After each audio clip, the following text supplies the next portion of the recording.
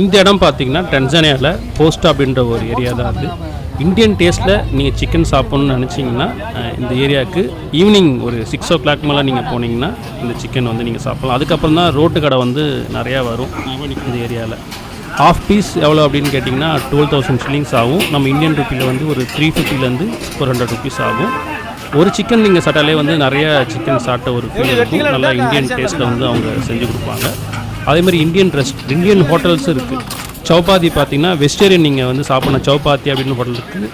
தோசை இட்லி வடை இந்தமாதிரி சாப்பிட்ணும். அந்த ஹோட்டல் நீங்கள் போய்ட்டு சாப்பிட்லாம்.